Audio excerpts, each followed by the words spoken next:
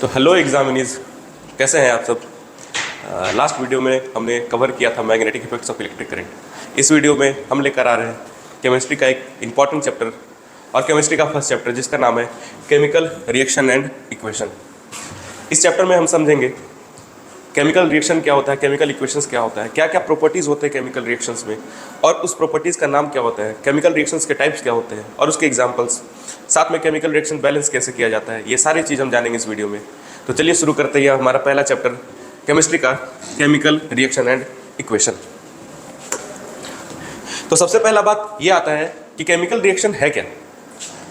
Chemical reaction जानने से पहले हम सबको ये जानना जरूरी है कि केमिकल चेंज क्या होता है, जो हम पहले भी प्रीवियस क्लास में पढ़ चुके हैं। हमने जाना था केमिकल चेंज और फिजिकल चेंज क्या होता है। तो एक छोटा सा एग्जांपल के साथ पहले ये समझते हैं कि what is chemical change and what is physical change. Screen पे आपको दो डायग्राम दिख रहा होगा। एक डायग्राम में हम लकड़ी को जला रहे हैं और एक डायग्राम में हम लकड़ी को काट रहे हैं। समझते हैं बात को। अगर हम इस लकड़ी को काटते हैं, इस लकड़ी को काटा जाए, तोड़ा जाए, तोड़ने के बाद क्या उस लकड़ी का कोई दूसरा नाम हम लोग बोल सकते हैं क्या? तोड़ने के बाद भी वो लकड़ी लकड़ी ही रहेगा। इसका फिजिकल प्रॉपर्टीज में चेंजेस आ गया, उसका साइज में चेंजेस आ गया, उसके शेप में चेंजेस आ गए, लेकिन उसका कोई केमिकल चेंज नहीं हुआ, यानी वो लकड़ी कोई नया सब्सटेंस नहीं बनाता है। ये एग्जांपल है किसका? ये एग्जांपल है फिजिकल चेंज का। अब आते हैं एक दूसरे डायग्राम के ऊपर। अब ये दूसरा डायग्राम, ये लकड़ी दिखाई दे रहा है, वो लकड़ी जल रहा है। अगर ये जल रहा है, जलते गया, लकड़ी जलने के बाद क्या फिर से हम उसको लकड़ी बोल सकते हैं? नहीं, वो लकड़ी नहीं बन गया, वो चारकोल बन जाता है। फिर जलने के बाद राख बन जाता है, ऐश बन जाता है। तो जलने से पहले लकड़ी था, लेकिन जलने के बाद कुछ और हुआ, यानी उस लकड़ी के केमिकल प्रॉपर्टीज में बहुत सारे चेंजेस आ गए। तो ये एक चेंज हो गया, केमिकल चेंज। तो this is example of physical change and chemical change. Chemical change में उसका सारा केमिकल प्रॉपर्टी, उस सब्सटेंस का सारा केमिकल प्रॉपर्टी चेंज हो जाता है, लेकिन फिजिकल चेंज में ऐसा नहीं होता है। फिजिकल चेंज में उसका शेप, साइज, कलर, हार्डनेस, ये सब चेंज हो सकता है, लेकिन उसका केमिकल प्रॉपर्टीज में कोई चेंज नहीं आता है। फिर से आते हैं, ये केमिकल रिएक्शन क्या है। ये पूरा प्रोसेस जिसमें एक सब्सटेंस एक नए सब्सटेंस में ट्रांसफॉर्म हो जाता है, उस पूरे चेंज को हम लोग बोलते हैं केमिकल रिएक्शन, या उस पूरे प्रोसेस को हम लोग बोलते हैं केमिकल रिएक्शन।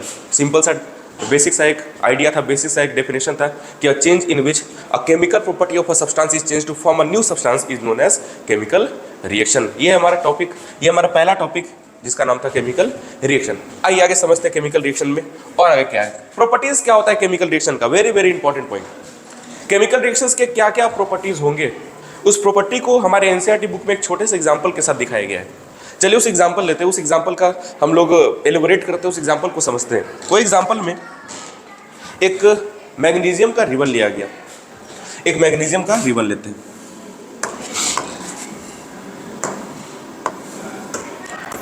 मान लेते हैं ये मेरा मैग्नीशियम का रिबन है।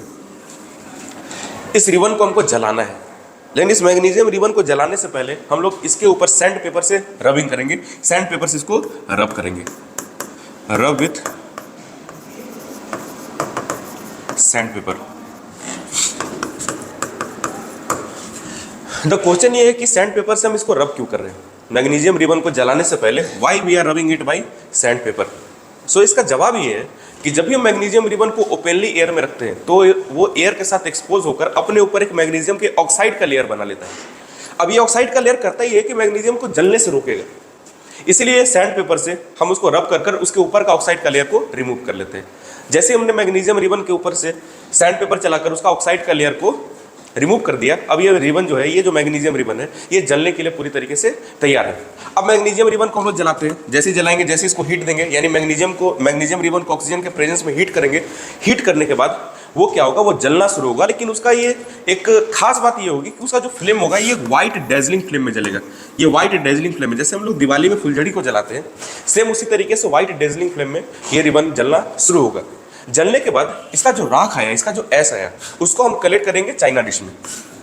इसको जब हम लोग चाइना डिश में, ये चाइना डिश है हमारा, ये चाइना डिश के अंदर हम लोग कलेक्ट करना शुरू करेंगे इसका ऐश को। तो इसका ऐश को हम लोग जनरली देखेंगे, जो बन क्या हुआ ऐश है, ये होगा व्हाइट कलर का, व्हाइट कलर का। इससे पहले मैग्नीशियम रिबन जो था वो हमारा ग्रे कलर का था, क्योंकि जनरली मेटल जो होते हैं वो ग्रे कलर के होते हैं। जनरली लगभग सारे मेटल जो होते हैं वो ग्रे कलर के होते हैं। जलाने के बाद एक फ्लेम जो है, वो फ्लेम था व्हाइट डेजलिंग फ्लेम का, और वो व्हाइट डेजलिंग फ्लेम के बाद जो कलेक्ट हुआ, जो ऐश कलेक्ट हुआ, वो कलेक्ट होने के बाद बना व्हाइट कलर का।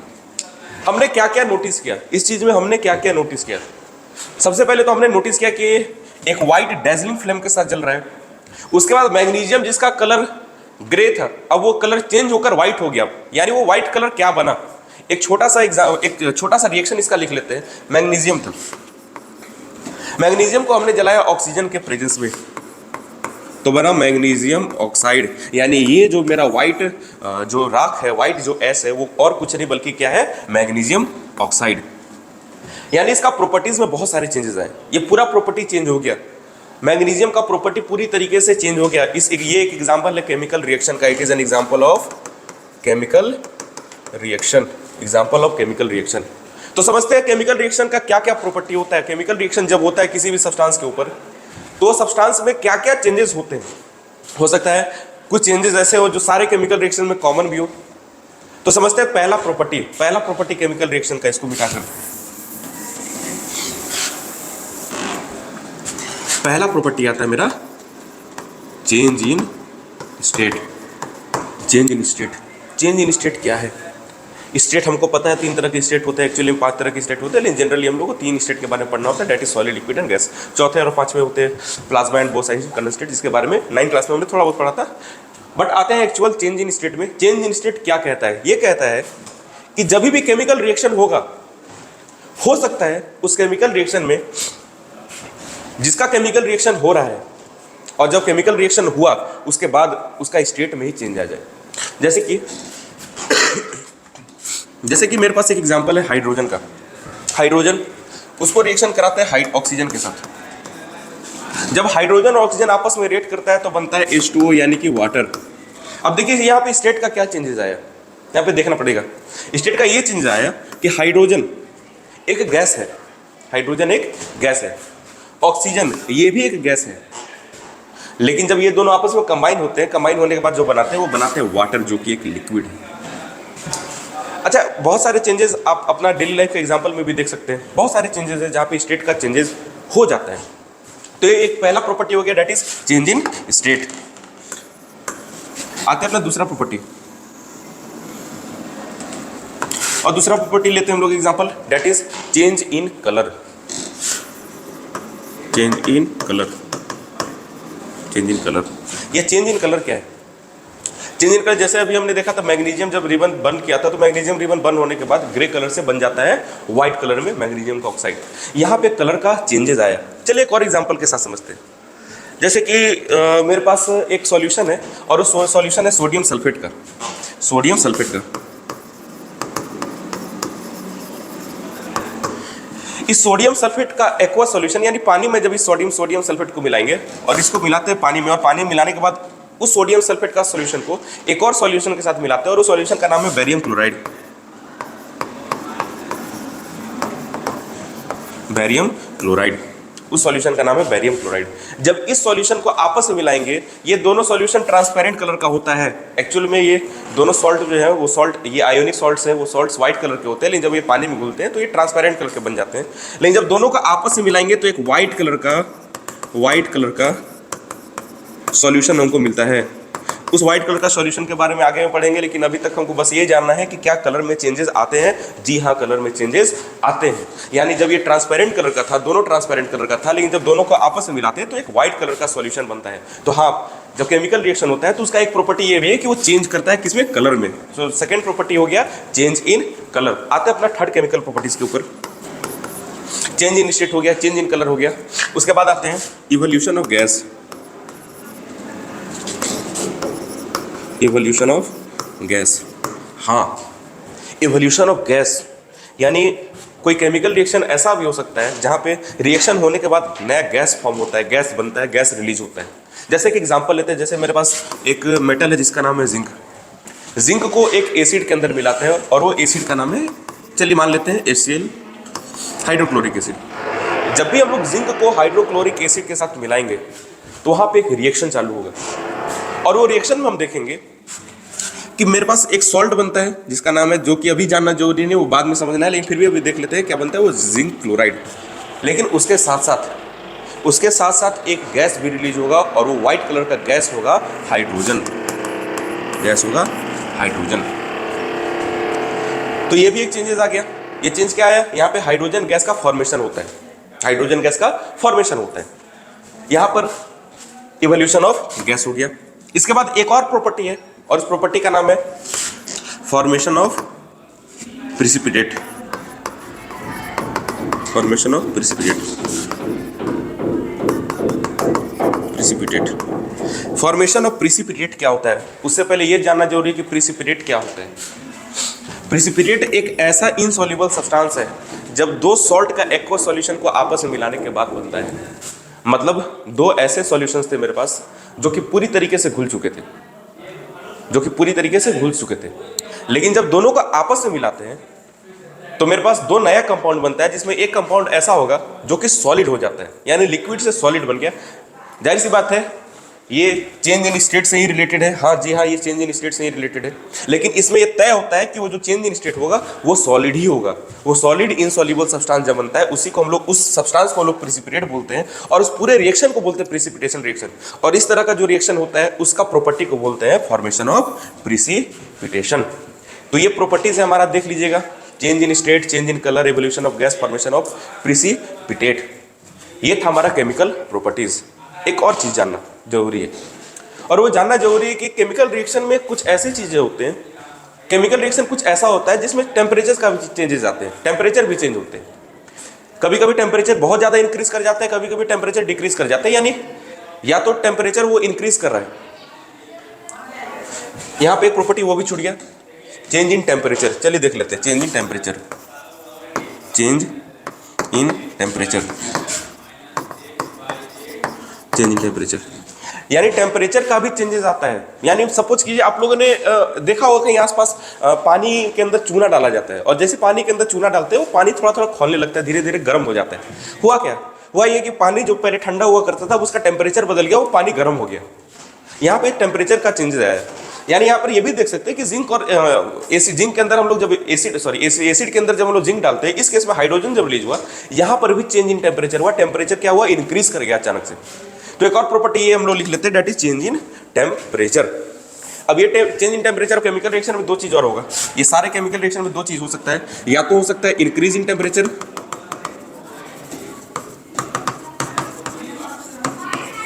जिसको हम लोग कुछ इस तरीके से भी डिनोट करते हैं, या तो हो सकता है डिक्रीज इन टेम्परेचर, जिसको हम लोग कुछ इस तरीके से डिनोट करते हैं।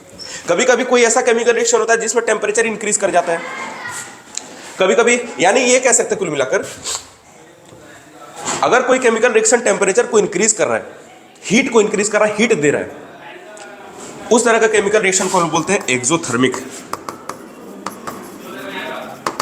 Exothermic chemical reaction.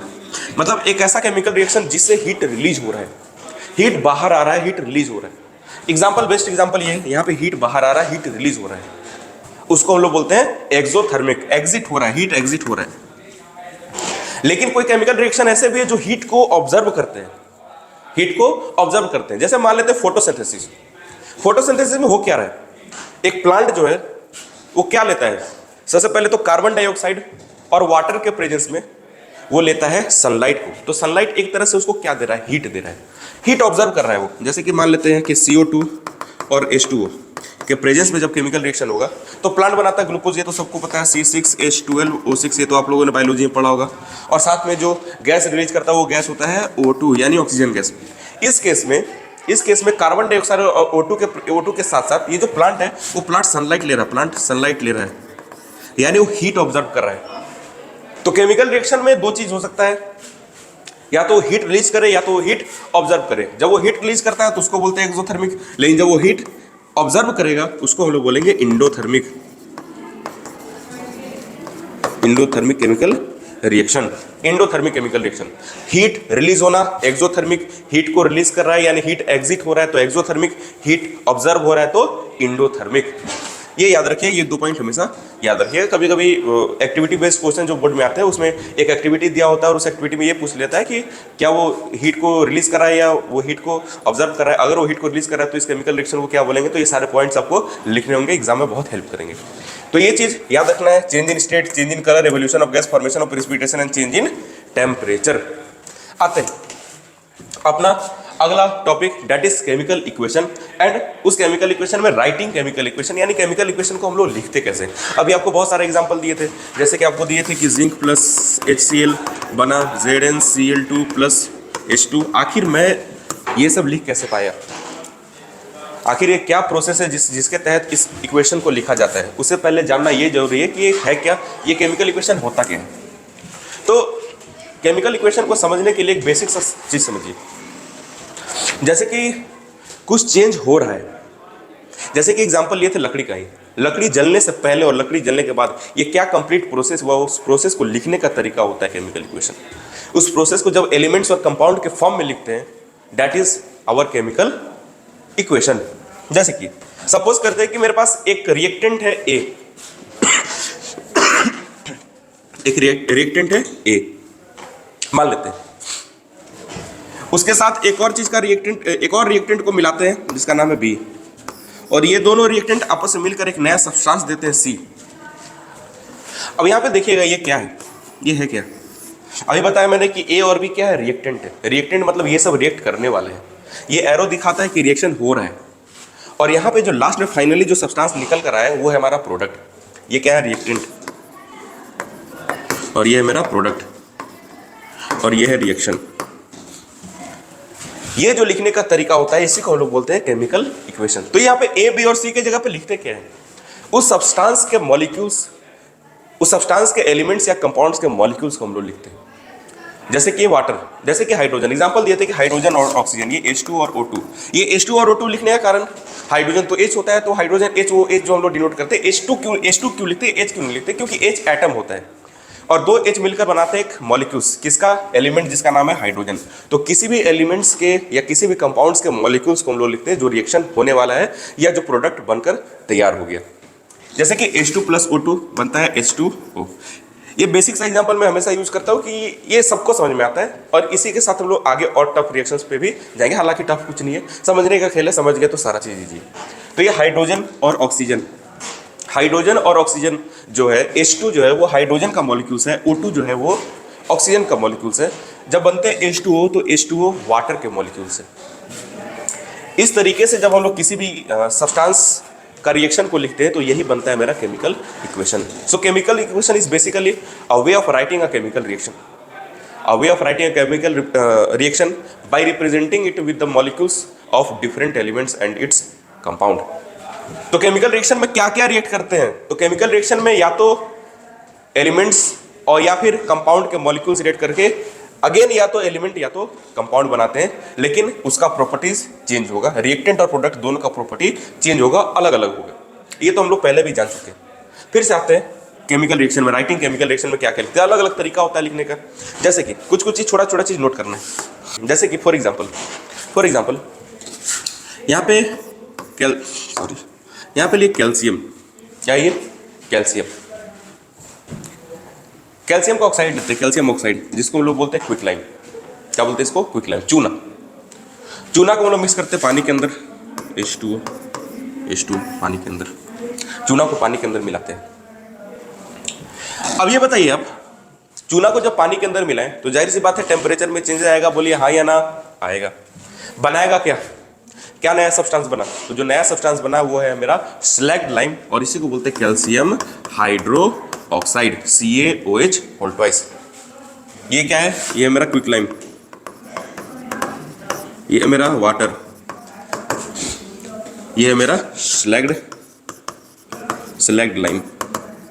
लेकिन हीट भी तो निकला था, तो हीट निकला था तो या तो आप कुछ इस तरीके से रिप्रेजेंट कर दीजिए। अगर ये नहीं करना है तो सिंपल सा बात है, यहाँ पे लिख दीजिए, यहाँ पे लिख दीजिए प्लस हीट, बस कहानी खत्म। हीट पहला चीज, एक बेसिक सा चीज हो गया। दूसरा, इसका स्टेट को डिनोट करना जरूरी है, ये किस स्टेट में है। जैसे ये कैल्शियम ऑक्साइड, ये चूना किस स्टेट में होता है, सबको पता है चूना होता है सॉलिड में। अगर मेरा कोई भी कंपाउंड या कोई भी एलिमेंट सॉलिड स्टेट में है तो उसको S से डिनोट करेंगे, S से, जो कि बगल में लिखेंगे S। फिर आता है मेरा H2O। यहाँ पे याद रखिए एक चीज, आपको दो टर्म हमेशा सुनाई देगा इस चैप्टर में या आगे केमिस्ट्री में, हर बार आपको दो टर्म्स हमेशा सुनाई देगा लिक्विड के टर्म में। पहला चीज तो सिंपल लिक्विड हो गया, लिक्विड। और दूसरा चीज होगा aqueous solution. Aqueous solution, liquid और एक्वस सॉल्यूशन। सर ये दोनों लिक्विड है? हाँ दोनों लिक्विड है। तो ऐसा क्यों होता है कि जैसे कोई कंपाउंड बना, जैसे ये स्लैग लाइम बना, ये स्लैग लाइम जो है वो खुद एक्वस सॉल्यूशन के फॉर्म में, एक्वस सॉल्यूशन के फॉर्म में, यानी ये लिक्विड ही था। तो हम यहाँ पे लिक्विड ना लिखकर यहाँ पर एक्वस सॉल्यूशन क्यों लिखते हैं? उसके पीछे का रीजन ये है कि लिक्विड सिर्फ एक स्टेट को शो करता है, सॉलिड, लिक्विड या गैस जैसा एक स्टेट को शो करता है लिक्विड। इस लिक्विड में जनरली सारे लिक्विड सब्सटेंस आ जाएंगे, सारे लिक्विड फाउंड वाले सब्सटेंस आ जाएंगे, जैसे कि ऑयल आ गया, जैसे कि पेट्रोल आ गया, डिफरेंट डिफरेंट ऑयल, उसमें पेट्रोल का भी एक एग्जांपल है, जैसे कि ये स्लैग लाइम भी हो गया। और बहुत सारे सॉल्यूशंस जो हैं, जैसे कि हम अगर नमक को पानी के अंदर मिला देते हैं तो भी एक सॉल्यूशन बनेगा, वो भी तो एक लिक्विड है। हाँ जो जाहिर सी बात है वो भी एक लिक्विड है। तो ये इन जनरल सारे टर्म को शो करता है लिक्विड, लेकिन एक्वस सॉल्यूशन स्पेसिफिकली उस कंपाउंड या उस एलिमेंट को बताएगा, सॉरी उस कंपाउंड को बताएगा जो पानी में घुला हुआ है, जो पानी में घुला हुआ है। जैसे कि अगर नमक लेते हैं, NaCl, नमक सबको पता है, NaCl ये कॉमन सॉल्ट होता है घर का, जो हम लोग घर का खाना बनाने में यूज करते हैं, व्हाइट वाला सॉल्ट। उसको जब हम लोग पानी में मिलाएंगे, H2O में मिलाएंगे, H2O, तो ये जो भी बनेगा, जो भी सब्सटेंस बनेगा, उसको हम लोग बोलेंगे ये NaCl का एक्वस सॉल्यूशन है। ये पानी में घुलने के बाद NaCl का एक्वस सॉल्यूशन बनता है। एक्वस सॉल्यूशन स्पेसिफिकली उस कंपाउंड को डिनोट करेंगे जिसमें सॉल्वेंट मेरा वाटर है, सॉल्यूट जो भी हो, सॉल्वेंट मेरा वाटर है। तो एक्वस सॉल्यूशन हर उस कंपाउंड के बगल में लिखना है जो पानी में घुला हुआ है, या फिर रिएक्शन के बाद जो सिर्फ पानी में घुला हुआ रह गया। एक्वस सॉल्यूशन मतलब पानी में घुला हुआ सॉल्यूशन। और उसको डिनोट करने का तरीका मैंने भी बताया, that is AQ under bracket. ये सब चीज लिखना है। टेम्परेचर इंक्रीज हो रहा है तो मैंने आपको बताया कि एरो ऊपर देना, डिक्रीज हो रहा है तो एरो नीचे देना, यानी हीट ऑब्जर्व कर रहा है तो एरो नीचे, और हीट रिलीज कर रहा है तो एरो ऊपर। इस तरीके से हम लोग किसी भी केमिकल रिएक्शन को लिखते हैं। आगे आते हैं हम लोग। अब आते हैं बहुत इंपॉर्टेंट चीज, केमिकल रिएक्शन को लिखना ही सबसे इंपॉर्टेंट बात नहीं है, उस केमिकल रिएक्शन को लिखने के बाद एक लॉ को भी फॉलो करना है। जैसे कि एग्जांपल लेते हैं, फिर सेकेंड एग्जांपल लेते हैं, H2 + O2, ये बना था H2O। सर यहाँ पे 2 हाइड्रोजन के एटम थे तब जाकर बना एक मॉलिक्यूल्स हाइड्रोजन का, यहाँ पर भी 2 ऑक्सीजन के एटम्स है तब जाकर बना ऑक्सीजन का मॉलिक्यूल्स। लेकिन यहाँ पर जब एक नया सब्सटेंस बना, जो कंपाउंड बना, वहाँ पे 2 हाइड्रोजन और 1 ऑक्सीजन है, बाकी का 1 ऑक्सीजन कहाँ गया सर? क्या ऑक्सीजन में चेंजेस आया? क्या ऑक्सीजन का मास में चेंजेस आया? तो नहीं, ऐसा नहीं होता है। ये इक्वेशन सही है, लेकिन जो हम स्टेटमेंट बोल रहे हैं कि मास में चेंज होता है, तो वो चेंज नहीं होता है। देखिए क्या है, हम लोगों ने क्लास 9 का चैप्टर नंबर 3 में पढ़ा है, दैट चैप्टर का नाम था एटम्स एंड मॉलिक्यूल्स। उसमें हमने एक लॉ पढ़ा था, लॉ ऑफ केमिकल कॉम्बिनेशन, जिसमें एक पॉइंट आता है, एक इंपॉर्टेंट लॉ आता है, और वो लॉ है law of conservation of mass, जो ये बताता है कि किसी भी केमिकल रिएक्शन में mass can neither be created nor be destroyed. Mass को ना हम लोग कभी भी बना सकते हैं, ना कभी भी खत्म कर सकते हैं। यानी मान लेते हैं कि हाइड्रोजन और ऑक्सीजन, एक एग्जांपल के साथ बोलते हैं कि ये दोनों मिलकर 2 ग्राम बनाते हैं, तो यहाँ पर भी 2 ग्राम ही बनेगा। ऐसा नहीं है कि इसका मास अलग हो जाएगा, इसका मास अलग हो जाएगा। यानी इसमें कोई नया एलिमेंट ना ऐड हुआ ना कम हुआ, यानी इस एलिमेंट के अंदर के एटम भी, जितने एटम यहाँ पर है उतने ही एटम यहाँ पर भी होना चाहिए। लेकिन जब कंपाउंड बनता है तो वहाँ पे टेंशन हो जाता है कि सर यहाँ पर तो एक एलिमेंट का एटम कम हो गया। तो कम नहीं होता है, उस कम को बराबर करने का लिखने का एक तरीका होता है, और जिस तरीके से हम लोग लिखते हैं उसी को हम लोग बोलते हैं बैलेंसिंग केमिकल इक्वेशन। मतलब रिएक्टेंट का और प्रोडक्ट का दोनों का मास हमको बराबर करना है एनी हाउ। वो बराबर करने का एक अपना तरीका भी होता है, वो तरीका भी हम लोग अभी सीखेंगे। लेकिन सबसे पहले ये समझ लीजिए कि इसको लिखने का असली तरीका क्या है। H2 प्लस में O2 मिलकर बनता है H2O। सर ये तो ठीक लग रहा है, लेकिन यहाँ पर एक ऑक्सीजन का कमी है, तो ऑक्सीजन का कमी को भी दूर कर देते हैं। ये H2 है और यहाँ पर O2 है, ये H2 है और यहाँ पर O2 है। यहाँ पर ऑक्सीजन 2 है, यहाँ पर ऑक्सीजन 1 है, तो यहाँ पर 2 लगा देते हैं। जब यहाँ पर 2 लगाए तो यहाँ पे हाइड्रोजन 4 हो गया, ऑक्सीजन 2 हो गया, यानी इधर जितना ऑक्सीजन था उतना ऑक्सीजन इधर भी हो गया। लेकिन दिक्कत यह है कि हाइड्रोजन 4 हो गया। अगर यहाँ पे हम 2 लगा दें, अब देखिए तो काउंट कीजिए तो चारों तरफ 2 × 2 4 हाइड्रोजन इधर भी और 2 ऑक्सीजन इधर भी, 2 और 2 4 हाइड्रोजन इधर भी, और 2 × 1 2 ऑक्सीजन इधर भी। यानी हाइड्रोजन यहाँ पर कितना हो गया, हाइड्रोजन यहाँ पे हो गया 4, ऑक्सीजन यहाँ पे कितना हो गया, ऑक्सीजन हो गया 2, इधर भी हाइड्रोजन हो गया मेरा 4 और ऑक्सीजन हो गया 2। क्या ये इक्वेशन बैलेंस हो गया? हाँ सर ये इक्वेशन बैलेंस हो गया। तो सर ये तो बहुत सिंपल सा था। ये तो बहुत सिंपल सा था सर, वो तो देखने से ही पता चल रहा था कि यहाँ पे 2 लिख देंगे, यहाँ पे 2 लिख देंगे, इक्वेशन मेरा बराबर हो जाएगा, इक्वेशन मेरा बैलेंस हो जाएगा। लेकिन जब बड़ा इक्वेशन मेरे सामने आ जाए तब क्या लिखेंगे सर? तब क्या लिखेंगे? यहाँ पर एक छोटा सा मिस्टेक है, यहाँ पे CH3OH होगा, ध्यान रखिएगा, CH3OH होगा, O4 लिखा हुआ था उसके लिए, सॉरी। और यहाँ पे H22 ऐसे नहीं, 2 छोटा में, ऐसे हर जगह वो थोड़ा मिस्टेक है, वो हम लोग अभी बनाएंगे तो बताएंगे आपको। तो सर कुछ ऐसा तरीका बताइए जिससे हमको पता चल जाए। देखिए ना यहाँ पर एग्जाम्पल, ये पहला एग्जाम्पल देखते हैं। यहाँ पे पहला एग्जाम्पल क्या है? Mg प्लस O2 मिलकर बनाता है MgO। यहाँ पर भी दिक्कत है सर, दिक्कत ये है कि ऑक्सीजन यहाँ पर भी 2 है, लेकिन यहाँ पर मैग्नीशियम तो एक ठीक है। अगेन यहाँ पर 2 था तो यहाँ पे 2 लगा दिए, यहाँ पे 2 लगा दिए। जब यहाँ पर 2 लगा दिए तो मैग्नीशियम यहाँ पे 2 हो गया, अचानक से फिर से यहाँ पे मैग्नीशियम 2। अब यहाँ पर देखिए तो मैग्नीशियम इधर भी 2, ऑक्सीजन इधर भी 2, मैग्नीशियम इधर भी 2 और ऑक्सीजन इधर भी 2। ये तो क्लियर है, ये तो क्लियर है कि यहाँ पर मैग्नीशियम भी 2 हो गया, ऑक्सीजन भी 2 हो गया, रिएक्टेंट में प्रोडक्ट में भी मैग्नीशियम 2 हो गया और ऑक्सीजन भी 2 हो गया। लेकिन बात आता है यहाँ पे, देखते हैं आयरन को हम लोग रिएक्शन कराते हैं वाटर के साथ। आयरन को, फेरस को जब वाटर के साथ रिएक्ट कराते हैं तो बनता है जंग, जंग लग जाता है, आपको पता है, मॉइस्चर के प्रेजेंस में वो जंग लग जाता है। तो जंग लगने पर बनता है आयरन का ऑक्साइड Fe3O4 और साथ में गैस रिलीज करते हैं और गैस का नाम है हाइड्रोजन गैस। चलिए इसको बैलेंस करने का बहुत सारे ट्रिक होते हैं, जिसमें सबसे बेसिक एक छोटा सा ट्रिक आपको बताते हैं। और वो छोटा सा ट्रिक में ये कि बैलेंस सबसे पहले कोशिश कीजिए कि सबसे पहला जो किसी भी एलिमेंट को हम बैलेंस करें उस एलिमेंट के एटम का नाम मेटल होना चाहिए, वो मेटल हो, पहले मेटल, सबसे पहला काम क्या मेटल। चलिए इसको इधर लिखते हैं। अच्छा यहाँ पे सबसे पहले बोले बैलेंस करने का ट्रिक बताते हैं। ट्रिक में ट्रिक नंबर 1, ट्रिक नंबर ये है कि सबसे पहले हम लोग मेटल को बैलेंस करते हैं, मेटल को बैलेंस करते हैं।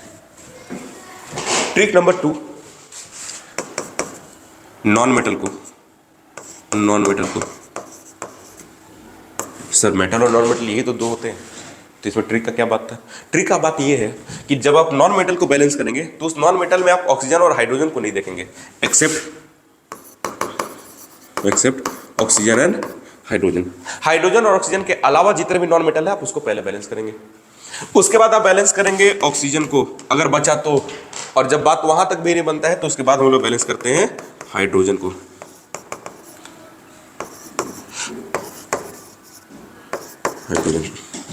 तो ट्रिक ये था कि सबसे पहले किसी भी केमिकल रिएक्शन में बैलेंस करेंगे मेटल को, आधा ज्यादा काम मेरा यही हो जाएगा, हो सकता है कोई केमिकल रिएक्शन में सारा काम यही हो जाए। उसके बाद हम लोग बैलेंस करेंगे नॉन मेटल को, लेकिन नॉन मेटल में ऑक्सीजन और हाइड्रोजन की तरफ ध्यान नहीं देना है। फिर हम लोग बैलेंस करेंगे ऑक्सीजन को और लास्ट बैलेंस करेंगे ये बेचारा हाइड्रोजन को। देखते हैं बैलेंस करके कुछ काम बनता है या नहीं बनता है, ये ट्रिक ऐसे ही है या फालतू का ट्रिक है, समझते हैं। आइए देखते हैं पहला एग्जांपल मेरा क्या था, मैग्नीशियम। चलिए मैग्नीशियम का तो सिंपल सा था, हो गया। आयरन का रिएक्शन हुआ H2O के साथ तो बना Fe3O4 और साथ में मिलता है H2 गैस, Fe3O4 प्लस में H2 गैस।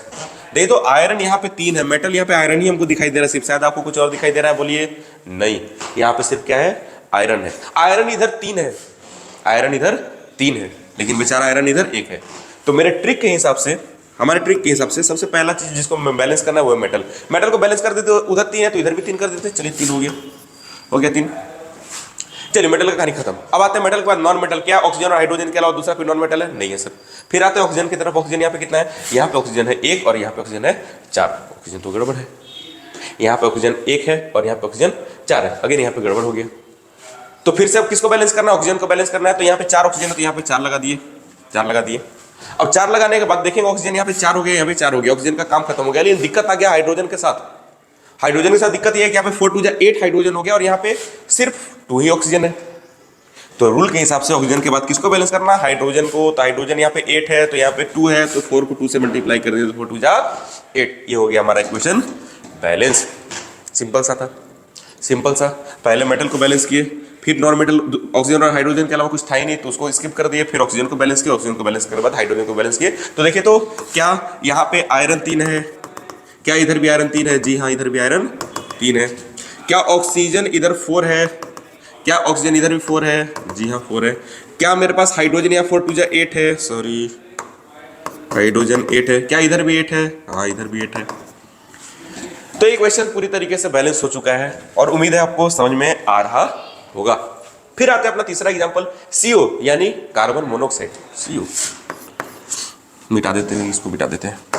CO प्लस में H2 मिलकर बनाता है CH3OH, CH3OH, CO plus H2 मिलकर बनाते हैं CH3 हाइड्रोजन कार्बोनेट, इसको बेसिकली बोलते हैं। आइए देखते हैं, कार्बन मोनोऑक्साइड और हाइड्रोजन आपस में मिलता है। देखिए तो यहाँ पे कोई मेटल दिखाई दे रहा है आपको, सबसे पहले मेरा पहला प्रायोरिटी है बैलेंस करना किसको, मेटल को। क्या ये मेटल दिखाई दे रहा है? नहीं दिखाई दे रहा। मेटल के अलावा नॉन मेटल कोई हाइड्रोजन और ऑक्सीजन के अलावा दिखाई दे रहा है? हाँ सर दिखाई दे रहा है। वो कौन है? कार्बन है। इधर भी कार्बन है, इधर भी कार्बन है। क्या ये दोनों बैलेंस है? हाँ सर बैलेंस है, करने का कुछ जरूरत ही नहीं है। आगे बढ़ते हैं, आगे में क्या है, ऑक्सीजन को बैलेंस करना है। ऑक्सीजन इधर देखिए तो ऑक्सीजन कितना, एक, इधर भी ऑक्सीजन कितना है, एक। सिंपल सा, कोई दिक्कत नहीं है। क्या यहाँ पे कोई दिक्कत है ऑक्सीजन तक? नहीं, ये तीनों तो बैलेंस ही है। लास्ट में आता है हाइड्रोजन, हाइड्रोजन यहाँ पे दो है और यहाँ पे हाइड्रोजन 3 और 1 4 है। यहाँ पे दिक्कत है, एक छोटा सा दिक्कत, यहाँ पे 4 और यहाँ पे 2 है। यहाँ क्या, यहाँ पे 2 लिख दीजिए, 2 2 जा 4 और यहाँ पे 4 नहीं हो गया क्या? हाँ हो गया sir. Equation balance, equation balance. यहाँ पे देखिए कार्बन यहाँ पर 1, इधर भी कार्बन 1, यहाँ पे ऑक्सीजन 1, इधर भी ऑक्सीजन 1, हाइड्रोजन यहाँ पे 4, यहाँ भी हाइड्रोजन 4। कहानी खत्म, इक्वेशन बैलेंस। सिंपल, एकदम सिंपल सा ट्रिक था। चलिए ये 2 आपका होमवर्क रहेगा बनाने के लिए, बताइएगा बनाकर, कमेंट्स में बताइएगा कि ये दोनों इक्वेशन को बैलेंस करेंगे तो यहाँ पे आयरन और यहाँ पे ये तीनों प्रोडक्ट्स, ये तीनों जो प्रोडक्ट्स हैं और ये रिएक्टेंट के पहले हम लोग क्या लगेंगे, इसमें भी आप बैलेंस करके बताइएगा। चलिए आगे बढ़ते हैं अपना अगला टॉपिक, और उस टॉपिक का नाम है टाइप ऑफ केमिकल कॉम्बिनेशन। चलिए अब आते हैं हम लोग अपना अगला टॉपिक, और उस टॉपिक का नाम है chemical types of chemical equation. Types of chemical equation, chemical equation. तो केमिकल इक्वेशंस के बेसिकली 4 टाइप्स होते हैं, सिंपल से 4 टाइप्स होते हैं केमिकल इक्वेशन। प्रॉपर्टीज को अगर छोड़ दे तो केमिकल इक्वेशन के सिर्फ 4 टाइप्स होते हैं। और वो 4 टाइप्स क्या क्या है? सबसे पहला टाइप्स होता है मेरा कॉम्बिनेशन रिएक्शन, दूसरा है मेरा डीकंपोजिशन रिएक्शन, तीसरा है मेरा डिस्प्लेसमेंट रिएक्शन, और चौथा है मेरा डबल डिस्प्लेसमेंट रिएक्शन। एक एक करके एग्जांपल के साथ, डेफिनेशन के साथ समझेंगे ये कॉम्बिनेशन रिएक्शन क्या होता है, डीकंपोजिशन रिएक्शन क्या होता है, उसके साथ साथ डिस्प्लेसमेंट रिएक्शन क्या होता है और डबल डिस्प्लेसमेंट रिएक्शन क्या होता है। चलिए आते हैं अपना पहला type, and that type is combination reaction. आते हैं, तो बैकग्राउंड चेंज कर लेते हैं। चलिए नहीं गड़बड़ है। चलिए आते हैं टाइप्स ऑफ केमिकल रिएक्शन में। पहला केमिकल रिएक्शन का टाइप हो गया कॉम्बिनेशन रिएक्शन। ये कॉम्बिनेशन रिएक्शन क्या है सर? कॉम्बिनेशन नाम से क्या पता चल रहा है कि ये कंबाइन हो रहा है। क्या कंबाइन हो रहे हैं? रिएक्टेंट्स कंबाइन हो रहे हैं आपस में। तो कंबाइन होने के लिए जाहिर सी बात है एक रिएक्टेंट से तो काम नहीं चलने वाला है, एक रिएक्टेंट से काम नहीं चलेगा। तो कंबाइन होने के लिए कम से कम 2 या 2 से ज्यादा रिएक्टेंट होना चाहिए। तो जब किसी भी केमिकल रिएक्शन में 2 या 2 से ज्यादा एलिमेंट्स या फिर कंपाउंड आपस में कंबाइन करके एक प्रोडक्ट बनाते हैं, एक सिंगल प्रोडक्ट बनाते हैं या सिंगल से भी ज्यादा प्रोडक्ट बनाते हैं, उस तरह का केमिकल रिएक्शन को हम लोग बोलते हैं कॉम्बिनेशन। डेफिनेशन इसका लिख लेते हैं। ये किस टाइप का कॉम्बिनेशन, ये किस टाइप का केमिकल रिएक्शन है? Reaction in which 2 or more elements or compound reacts together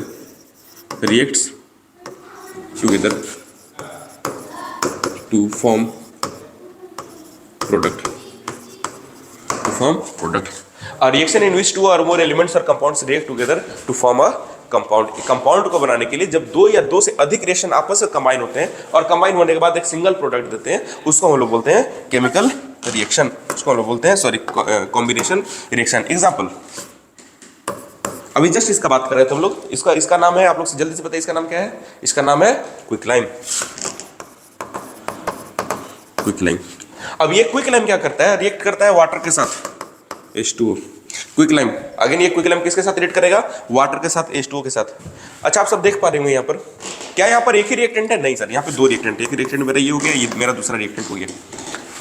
अब ये जब दोनों रिएक्शन आपस में कंबाइन करेंगे भाई साहब, ये जब दोनों रिएक्शन आपस में कंबाइन करेंगे, कंबाइन करने के बाद जो प्रोडक्ट मिलता है वो होता है CaOH होल ट्वाइस। ये तो सिंगल प्रोडक्ट मिला। प्रोडक्ट कितना मिला? सिंगल प्रोडक्ट मिला। लेकिन जो यहाँ रिएक्टेंट थे वो तो 2 थे, लेकिन प्रोडक्ट क्या हुआ मेरा? सिंगल प्रोडक्ट हुआ। इसी सिंगल प्रोडक्ट को हम लोग बोलते हैं कॉम्बिनेशन रिएक्शन। इसी को फर्दर अगर हम लोग और रिएक्ट कराते जाएंगे तो ये बनेगा कैल्शियम कार्बोनेट बनेगा। चलिए लिख ही लेते हैं, CaOH होल ट्वाइस को जब हम लोग रिएक्ट कराएंगे कार्बन डाइऑक्साइड के साथ, यहाँ पे अगेन मेरे पास 2 रिएक्टेंट हो गए, तो बनता है CaCO3 3 कैल्शियम कार्बोनेट बनता है। क्या बनता है? कैल्शियम कार्बोनेट और साथ में गैस रिलीज करता है कैल्शियम कार्बोनेट या कैल्शियम हाइड्रोजन कार्बोनेट, ये आगे बनते चलते जाते हैं। तो ये है मेरा एग्जांपल किसका? ये है मेरा एग्जांपल कॉम्बिनेशन रिएक्शन के साथ। अगेन यहाँ पर कॉम्बिनेशन रिएक्शन का एग्जांपल यहाँ पे H2।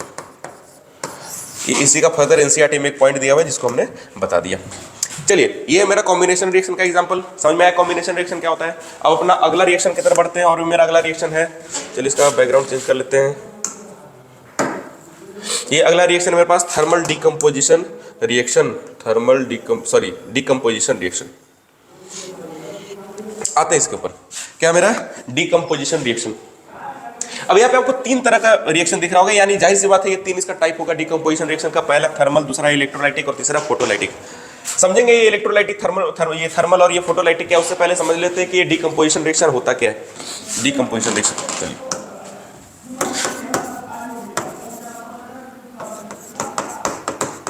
डिकम्पोजिशन रिएक्शन क्या है? ये डिकम्पोजिशन रिएक्शन, तो डिकम्पोजिशन रिएक्शन एक ऐसा रिएक्शन है जो कॉम्बिनेशन रिएक्शन का जस्ट उल्टा होता है।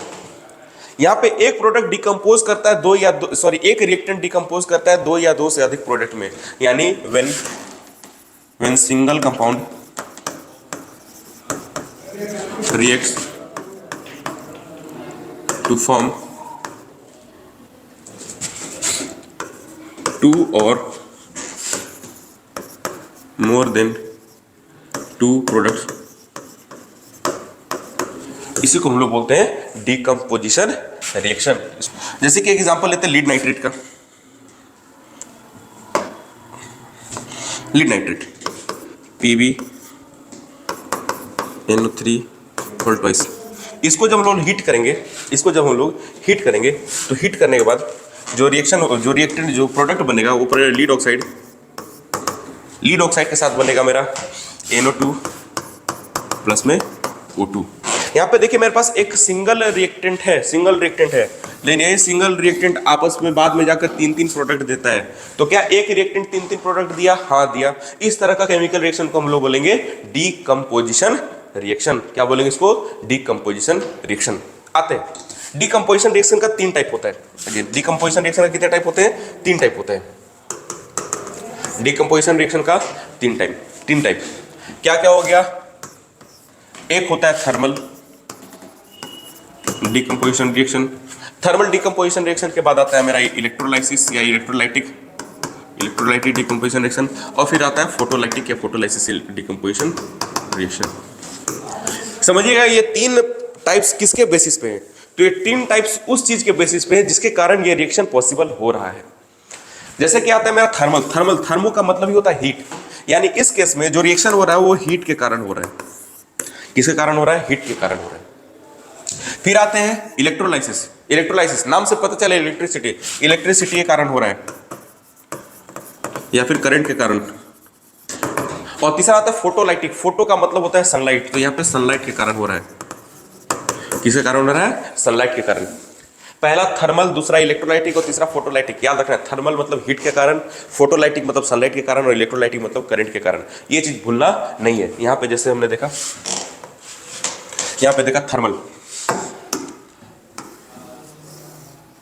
Thermal decomposition. ये thermal decomposition it is due to heat. दूसरा इलेक्ट्रोलाइटिक ड्यू टू इलेक्ट्रिसिटी, और तीसरा फोटोलाइटिक मतलब सनलाइट। मतलब कोई भी कंपाउंड हीट के प्रेजेंस में, इलेक्ट्रिसिटी के प्रेजेंस में या सनलाइट के प्रेजेंस में डिकम्पोज होता है, और इसी रिएक्शन को बोलते हैं डिकम्पोजिशन रिएक्शन। आते एग्जांपल के साथ समझते हैं। आइए एग्जांपल के साथ समझते हैं। चलिए आते पहला है मेरा thermal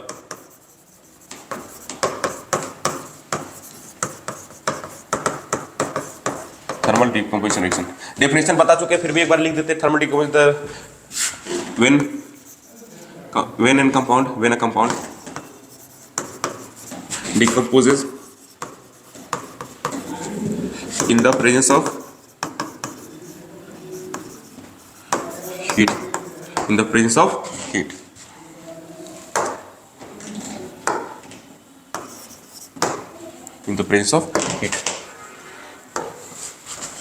decomposes in the presence of heat के प्रेजेंस में डिकम्पोज करते हैं। फॉर एग्जाम्पल मेरे पास है आयरन सल्फेट। मेरे पास एग्जांपल है आयरन FeSO4। आयरन सल्फेट को हीट के प्रेजेंस में रिएक्ट करता है, यानी इसको हीट देते हैं। हीट देने के बाद हीट का ये सिंबल होता है, याद रखिएगा, मतलब इसको हीट दे रहे हैं। जब हम लोग आयरन सल्फेट को हीट देते हैं तो ये डिकम्पोज होता है 3 प्रोडक्ट्स में, जिसका नाम है, पहला तो ये बनाएगा आयरन ऑक्साइड Fe2O3, और साथ में बनाएगा ये सल्फर डाइऑक्साइड और साथ में सल्फर ट्राइऑक्साइड। आयरन सल्फेट को जब हम लोग हीट करते हैं, हीट करने के बाद में ये बनता है आयरन ऑक्साइड, सल्फर डाइऑक्साइड और सल्फर ट्राइऑक्साइड। तो एक रिएक्टेंट 3 प्रोडक्ट्स में जाकर टूट गया। चलिए अब आते हैं अपना अगला एग्जांपल और अपना अगला टाइप ऑफ डिकम्पोजिशन रिएक्शन, जिसका नाम है इलेक्ट्रोलाइटिक। इलेक्ट्रोलाइटिक में क्या होता है, compound decomposes in the presence of electricity. That means a compound decomposes in the presence of electricity. एक ऐसा रिएक्शन जिसमें हम लोग इलेक्ट्रिसिटी की मदद से कंपाउंड को ब्रेक डाउन करते हैं, इस रिएक्शन को हम लोग बोलते हैं इलेक्ट्रोलाइटिक। फॉर एग्जांपल, आप सबने एग्जांपल देखा होगा, समझा होगा पहले भी, प्रीवियस चैप्टर में भी, प्रीवियस क्लासेस में भी, दैट इज H2O। वो एग्जांपल याद होगा आप लोग, जिसमें लोग क्या करते हैं। चलिए वो एग्जांपल को भी देख लेते हैं। एक मेरे पास एक कंटेनर है, इस कंटेनर के अंदर पानी भरा हुआ है, इस कंटेनर में पानी भरा हुआ है। 2 टर्मिनल लगाते हैं, कैथोड और एनोड, जिससे करंट पास होगा, कैथोड और एनोड। अगेन ये मान लेते हैं पॉजिटिव टर्मिनल और ये नेगेटिव टर्मिनल है। जैसे हम लोग करंट को पास करेंगे, यहाँ पर ये नेगेटिव टर्मिनल के ऊपर कुछ बबल्स जमा होना शुरू होंगे और पॉजिटिव टर्मिनल के ऊपर भी बबल्स जमा होना शुरू हो जाएंगे। देखिए नेगेटिव टर्मिनल के ऊपर बहुत ज़्यादा बबल्स है, बहुत ज़्यादा क्या है, बबल्स है। यानी पॉजिटिव टर्मिनल का आधा है, पॉजिटिव टर्मिनल का डबल है नेगेटिव टर्मिनल के ऊपर। बेसिकली वो है क्या, इस पानी के अंदर था H2O, H और O, हाइड्रोजन और ऑक्सीजन। अब यहाँ पे हाइड्रोजन ऑक्सीजन ब्रेक डाउन होकर हाइड्रोजन अलग हो जाता है और ऑक्सीजन अलग होता है। यानी H2O को दिया जाए इलेक्ट्रिसिटी तो बनाता है H2 प्लस में O2। यानी यहाँ पर एक कंपाउंड 2 अलग अलग एलिमेंट्स में ब्रेक हो जाते हैं, लेकिन वो किसके कारण होता है, इलेक्ट्रिसिटी के कारण। ये एग्जांपल है इलेक्ट्रोलाइटिक डिकम्पोजिशन रिएक्शन का। आते हैं अपना थर्ड एग्जांपल के ऊपर, और वो थर्ड टाइप के ऊपर, और वो हमारा थर्ड टाइप है, दैट इज फोटोलाइटिक। अभी फोटोलाइटिक डिकम्पोजिशन रिएक्शन क्या है, अभी बताएं। सनलाइट के कारण, that means a compound decomposes in the presence of sunlight. That means एक कंपाउंड जो है वो सनलाइट के प्रेजेंस में डिकम्पोज करता है, इसको हम लोग बोलते हैं फोटोलाइटिक। फॉर एग्जांपल, मेरे पास एक कंपाउंड है AgCl, ये है सिल्वर क्लोराइड। अब इस सिल्वर क्लोराइड को सनलाइट के ऊपर रखते हैं, सनलाइट में रखा जाएगा सिल्वर क्लोराइड को, तो सिल्वर क्लोराइड अगेन ब्रेक होगा सिल्वर में और क्लोराइड में, दैट मीन्स मेरा यहाँ पर जो कंपाउंड ब्रेकडाउन हो रहा है, वो कंपाउंड का ब्रेकडाउन होने के कारण क्या है, सनलाइट है। तो ये था तीसरा टाइप किसका, फोटोलाइटिक तीसरा टाइप था डिकम्पोजिशन रिएक्शन का। तो उम्मीद है समझ में आया होगा कि डिकम्पोजिशन रिएक्शन क्या है। डिकम्पोजिशन रिएक्शन का टाइप समझ में आ गया, थर्मल डिकम्पोजिशन, इलेक्ट्रोलाइटिक और फोटोलाइटिक। चलिए आगे आते अपना अगला टॉपिक के ऊपर। वो अगला टॉपिक है मेरा तीसरा टाइप केमिकल रिएक्शन का, और वो तीसरा टाइप है डिस्प्लेसमेंट रिएक्शन। बहुत इंपॉर्टेंट और बहुत बेसिक सा रिएक्शन। ये डिस्प्लेसमेंट रिएक्शन है क्या, डिस्प्लेसमेंट नाम से समझ में आ रहा है, डिस्प्लेस करना मतलब एक का जगह छीनकर बैठना और उसको दूसरे जगह पे पहुंचा देना। ये होता क्या है, एनसीईआरटी में एक और बेसिक सा एग्जांपल था, उस एग्जांपल को भी देख लेते हैं कि एक टेस्ट ट्यूब है, क्या है, टेस्ट ट्यूब। कलर चेंज करते हैं।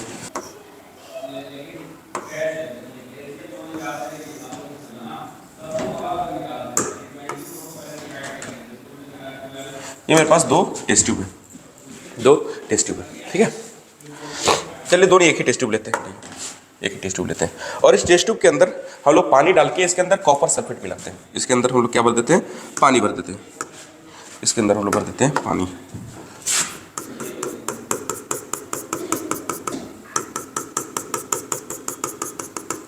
इसके अंदर हम लोग भर देते हैं पानी।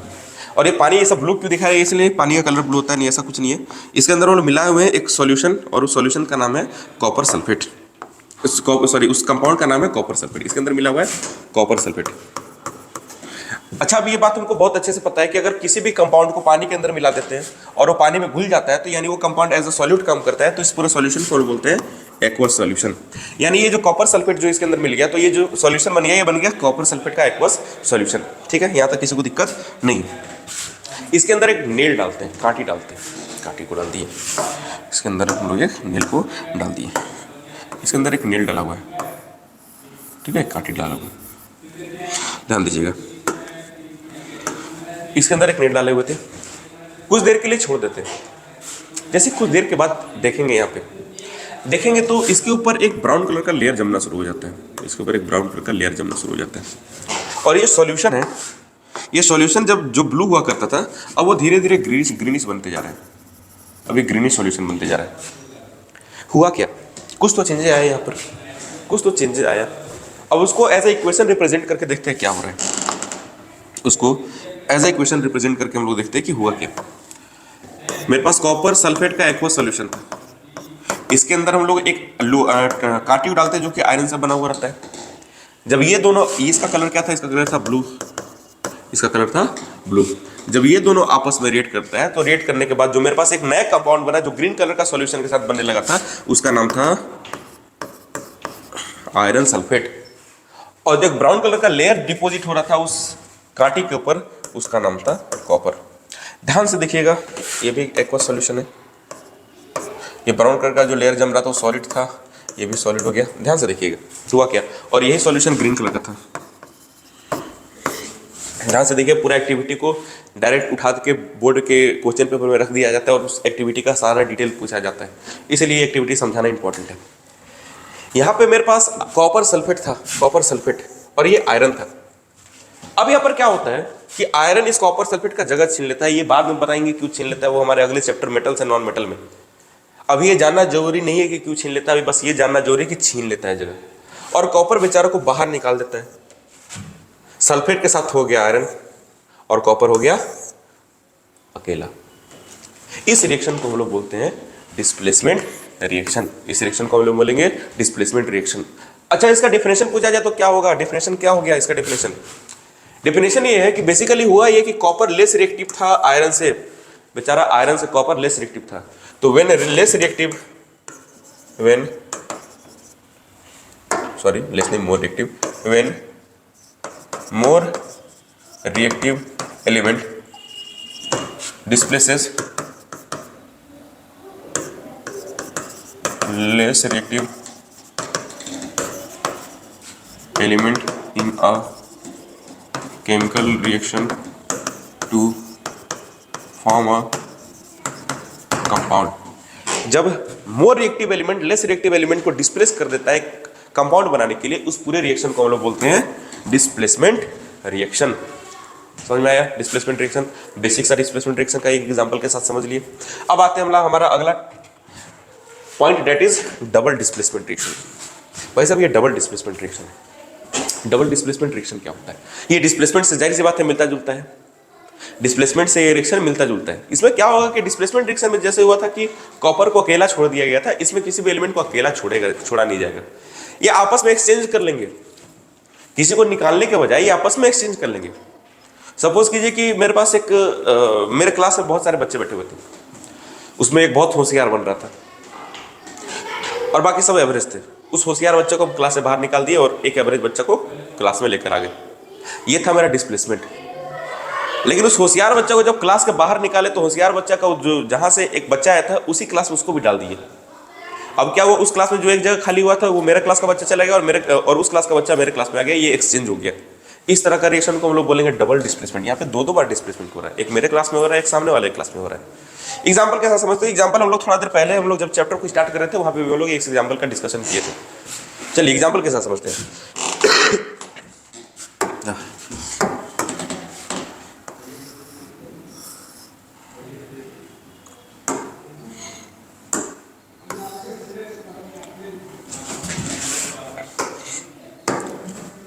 आइए समझते फिर से एग्जाम्पल के साथ। मेरे पास दो टेस्ट ट्यूब है, दोनों एक टेस्ट ट्यूब में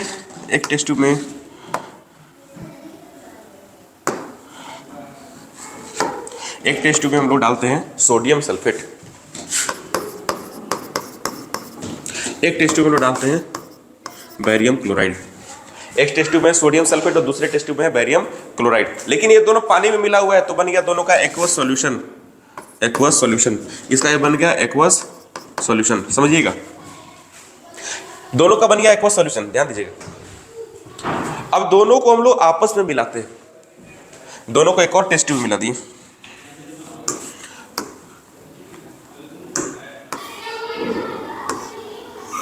ये तीसरा टेस्ट ट्यूब है जिसके हम लोग क्या क्या मिला है, जिसके अंदर हम लोग मिला है सोडियम सल्फेट और बैरियम क्लोराइड। इसके अंदर मिला है सोडियम सल्फेट और बैरियम क्लोराइड का एक्वस सॉल्यूशन मिला। जैसे इसके अंदर एक्वस सॉल्यूशन दोनों का मिलता है, इस टेस्ट ट्यूब का सॉल्यूशन का जो कलर, जो कि दोनों ट्रांसपेरेंट कलर थे, इसका कलर हो जाता है व्हाइट। किस कलर का हो जाता है? व्हाइट। ये व्हाइट कलर का सॉल्यूशन इसके अंदर डिपॉजिट हो जाता है, ये व्हाइट कलर का सॉल्यूशन। फिर इसको थोड़ा देर के लिए छोड़ देते हैं।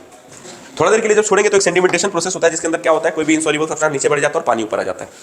सेम इसी इसमें भी क्या होगा, सेम इसमें भी वही चीज होगा। अब जब इसको थोड़ा देर के लिए छोड़ देंगे तो ये व्हाइट कलर का जो सब्सटेंस जो नया बना वो सब्सटेंस नीचे बढ़ जाएगा और पानी ऊपर रह जाएगा, पानी ऊपर रह जाएगा, ये पानी ऊपर आ जाएगा। तो यहाँ पे क्या हुआ, तो यहाँ पे क्या हुआ, यहाँ पे हुआ ये कि जब बैरियम क्लोराइड और सोडियम सल्फेट को आपस में मिलाए थे, आपस में मिलाकर रख दिए थे, इसका दोनों का एक्वस सॉल्यूशन का जो आपस में मिलाए थे, तो एक नया व्हाइट कलर का सब्सटेंस बना। व्हाइट कलर का सब्सटेंस नीचे बैठ गया, इसका मतलब व्हाइट कलर का सब्सटेंस सॉलिड है, सॉलिड है। क्या ये पानी में मिल पाएगा? दोबारा नहीं मिल पाएगा। और ऊपर जो सॉल्यूशन बचा वो एक्वस सॉल्यूशन रहा। उस एक्वस सॉल्यूशन का नाम क्या है, इस केमिकल रिएक्शन के साथ समझते हैं। Na2SO4 प्लस में BaCl2 मिलकर बनाते हैं NaCl प्लस में BaCl2, BaSO4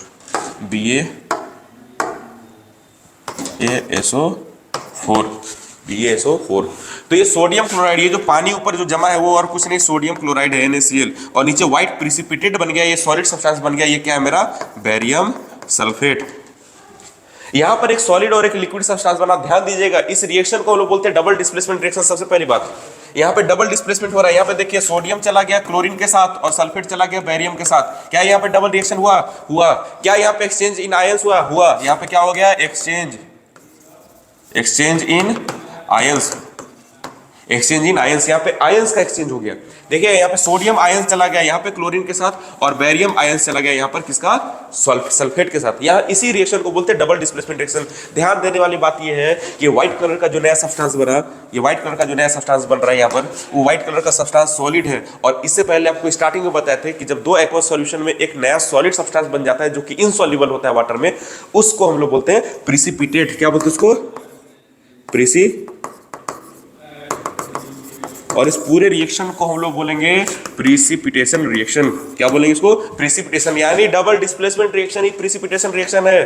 double displacement reaction ही क्या है? प्रिसिपिटेशन रिएक्शन है। इस केस में डबल डिस्प्लेसमेंट रिएक्शन ही हमारा प्रिसिपिटेशन रिएक्शन है। ये था मेरा डबल डिस्प्लेसमेंट रिएक्शन का कहानी। उम्मीद है समझ में आया होगा आपको। चलिए अब आते हैं अपना अगला most important and I think it's last topic of our chapter, that is oxidation and reduction. Oxidation and reduction ये क्या होता है? ये कोई टाइप नहीं है, ये समझ लीजिए एक तरह का प्रॉपर्टी है किसी भी केमिकल रिएक्शन के अंदर का। ये प्रॉपर्टी कहता क्या है? ये प्रॉपर्टी कहता क्या है? ये प्रॉपर्टी क्या कहते हैं? Oxidation and reduction. तो ये ऑक्सीडेशन और रिडक्शन है क्या?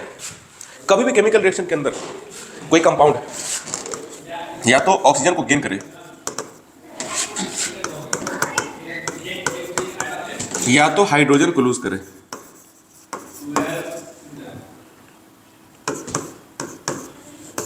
या तो दोनों हो जाए, या तो दोनों।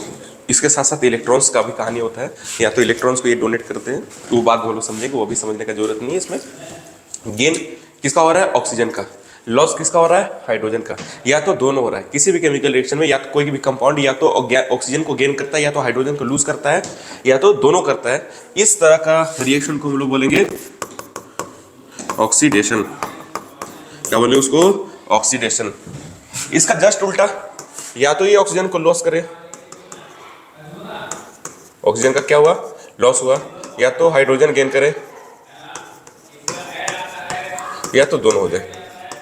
या तो दोनों जाए, या तो ऑक्सीजन को गेन करे, सॉरी या तो ऑक्सीजन को लॉस करे, हाइड्रोजन को गेन करे, या फिर दोनों काम एक साथ हो रहा है, इसको हम लोग बोलेंगे रिडक्शन। इसको हम लोग बोलेंगे रिडक्शन। देखते हैं रिडक्शन, ऑक्सीडेशन। चलिए ऑक्सीडेशन का एक एग्जांपल समझते हैं, ठीक है। जैसे मान के चलिए कि मेरे पास एक एलिमेंट है जिसका नाम है कॉपर। इसका नाम है कॉपर। इसको हम लोग हीट किए ऑक्सीजन के प्रेजेंस में। जब कॉपर को ऑक्सीजन के प्रेजेंस में हीट करेंगे तो बनेगा कॉपर का ऑक्साइड। क्या बनेगा? कॉपर का ऑक्साइड। यहाँ पे एक और एग्जांपल देखते हैं। एग्जांपल ले लेते हैं मैग्नीशियम का। इसको ऑक्सीजन के प्रेजेंस में हीट किए तो क्या बना? मैग्नीशियम का ऑक्साइड। क्या कॉपर अकेला था? हाँ सर, कॉपर अकेला था। क्या कॉपर में ऑक्सीजन ऐड हो गया? हाँ सर, ऑक्सीजन ऐड हो गया। तो क्या ये ऑक्सीडेशन है? हाँ सर, यही ऑक्सीडेशन है। ये ऑक्सीडेशन है। मैग्नीशियम अकेला था, मैग्नीशियम के साथ जुड़ गया ऑक्सीजन। क्या ऑक्सीडेशन है? हाँ सर, ऑक्सीडेशन है। क्या ऑक्सीडेशन हो रहा है या नहीं हो रहा है? हो रहा है। हाँ सर, हो रहा है, ऑक्सीडेशन हो रहा है। आगे आते हैं। मान लीजिए मेरे पास कॉपर का ऑक्साइड है, CO, कॉपर का ऑक्साइड है, और इस कॉपर के ऑक्साइड को रिएक्शन कराते हैं हाइड्रोजन के साथ।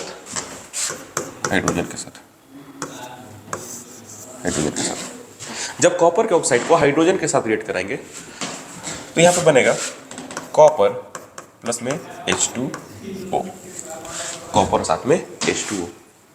सर, कॉपर के साथ ऑक्सीजन जुड़ा हुआ था, अब कॉपर अलग हो गया। क्या यहाँ पे कॉपर का रिडक्शन नहीं हुआ? हाँ सर, हुआ।